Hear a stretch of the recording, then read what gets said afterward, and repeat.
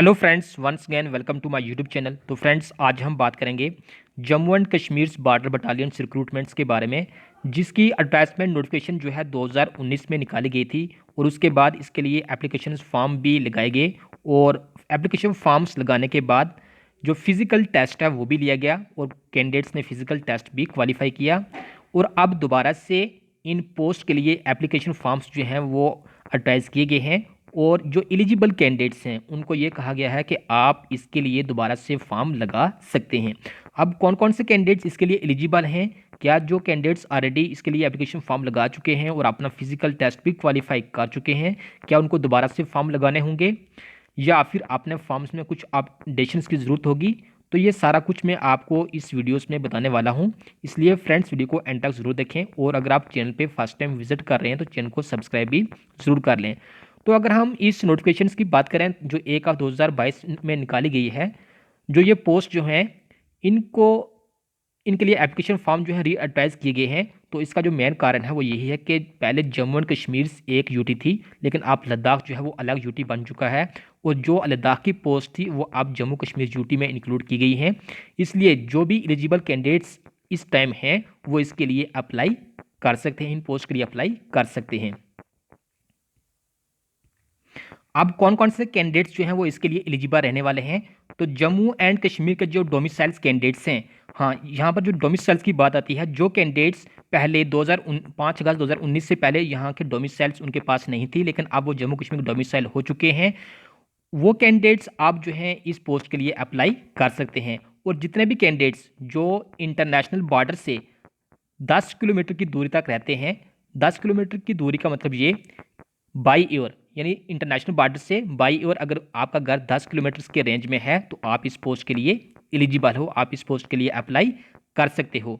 इसके साथ साथ जो कैंडिडेट्स जिनके पास पहले डोमिसाइल्स नहीं थी और अब उनके पास डोमिसाइल सर्टिफिकेट्स है, वो जम्मू कश्मीर डोमिसाइल्स हैं, वो भी इसके पोस्ट के लिए जो है वो एलिजिबल हैं। साथ में ये भी कहा गया है कि जो भी कैंडिडेट्स पहले जम्मू कश्मीर डोमिसाइल्स नहीं थे लेकिन वो 18 साल से अबव थे और 28 से बिलो थे, इन उनकी जो एज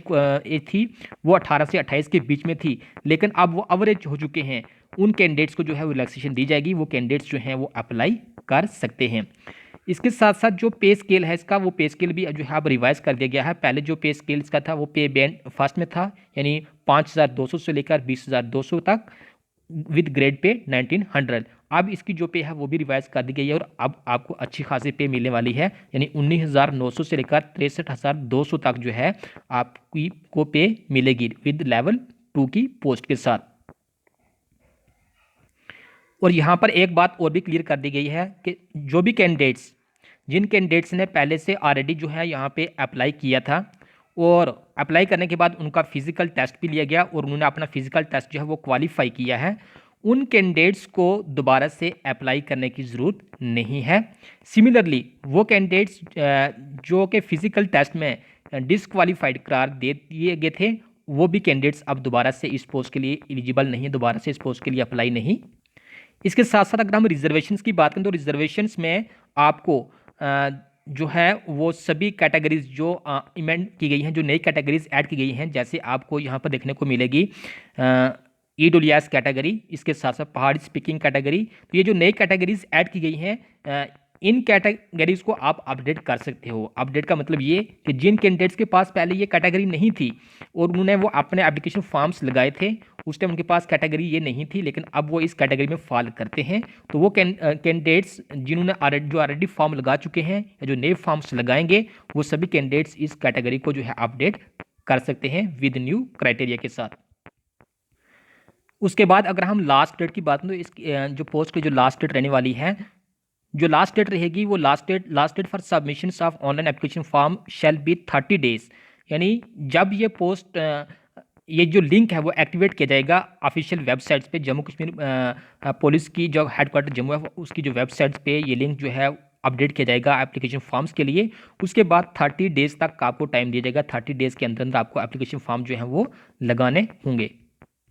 इसके साथ साथ जो भी कैंडिडेट्स एनसीसी से कैडर से बिलोंग करते हैं, एनसीसी सर्टिफिकेट उनके पास है, उनको भी यहाँ पर जो है वो कुछ